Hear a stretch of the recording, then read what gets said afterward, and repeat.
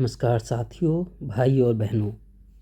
आज मैं रोज़ की तरह फिर से अपने प्यारे बच्चों के लिए एक कहानी लेकर आया हूँ। आशा है उन्हें पसंद आएगी।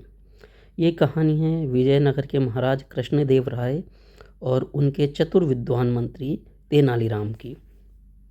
तेनालीराम अपनी चतुरता और बुद्धिमत्ता के लिए प्रसिद्ध थे। एक बार राजा कृष्णदेव राय के पास एक हीरे की अंगूठी थी जो खो गई। राजा बड़े चिंतित थे। तेनालीराम ने उनकी चिंता का कारण पूछा। उन्होंने कहा कि तेनालीराम, मेरी हीरे की अंगूठी खो गई है जो मेरी शादी की थी और मुझे बहुत प्रिय थी। तेनालीराम जानते थे कि वो खो तो नहीं सकती क्योंकि वो हमेशा महाराज की अंगूठी में रहती थी। जब महाराज उतार कर रखते थे सोते समय, तभी वो किसी ने चुराई है। तेनालीराम को यह भी पता था कि महल में रहने वाले काम करने वाले नौकरों के अलावा उसे और कोई चुरा नहीं सकता क्योंकि बाहर का तो कोई आ नहीं सकता। लेकिन इस तरह से किस पर शक करा जाए। तेनालीराम ने सारे नौकरों से पूछताछ करी। सबने मना कर दिया कि उन्होंने नहीं चुराई। तेनालीराम ने कहा, ठीक है, कल मैं इसका जवाब दूंगा। अगले दिन तेनालीराम ने सारे नौकरों को फिर से बुलाया।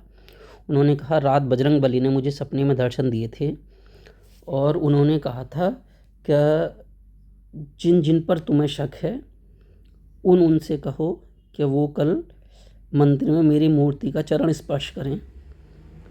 जो पाप का भागी होगा उसके हाथ जल जाएंगे।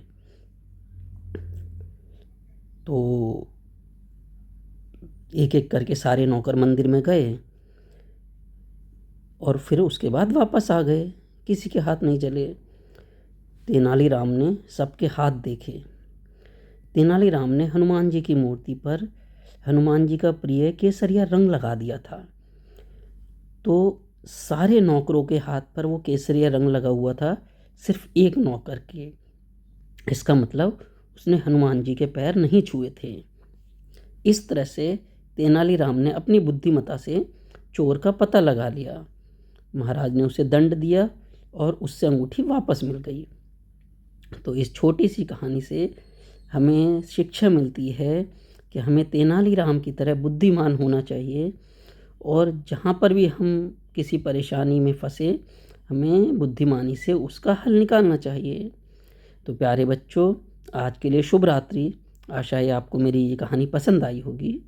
भाइयों और बहनों, अगर आपको मेरा इस तरह से कहानी कहना पसंद आता हो और बच्चों को मेरी ये कहानियाँ पसंद आती हों तो कृपया मेरे चैनल को लाइक और सब्सक्राइब करें। धन्यवाद। शुभ रात्रि।